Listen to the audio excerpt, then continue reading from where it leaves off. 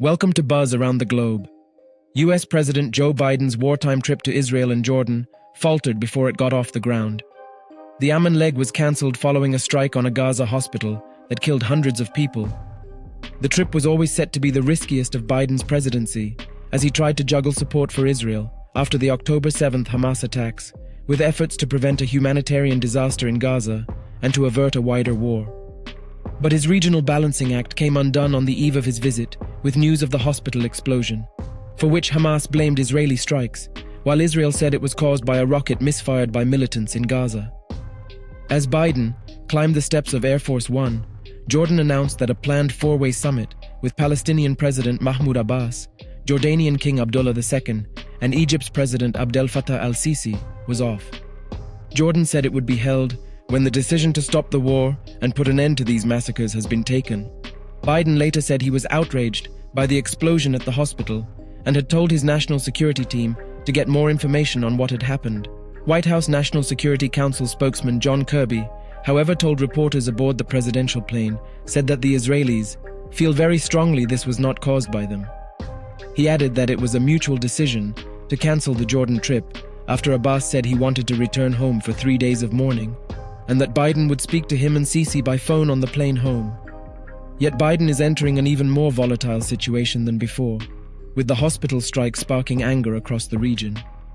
Furious protesters tried to storm the Israeli embassy in Amman, where Biden was due to meet the other leaders, while in Tehran, hundreds rallied outside the French and British embassies. Lebanon's Iran-backed Hezbollah called for a day of rage over the strike to coincide with Biden's arrival, fueling fears of the very escalation by Tehran and its allies that Biden's visit is supposed to warn against.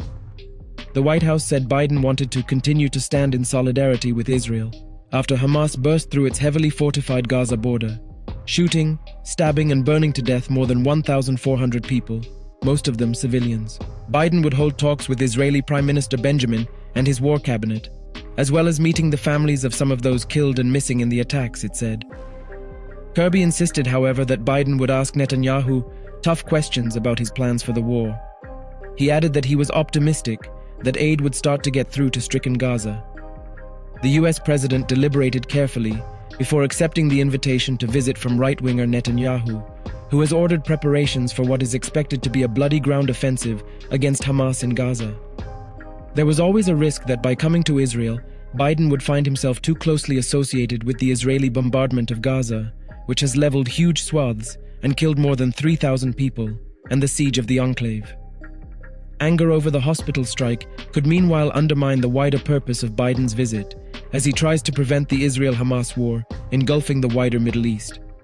Biden has warned Iran and Hezbollah not to get involved and has dispatched 2 aircraft carriers to the eastern Mediterranean to deter them.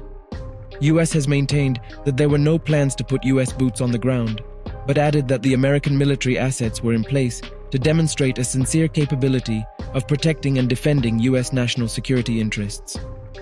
Do tell us what you think about this video in comment section, and for more news updates, subscribe to India Today.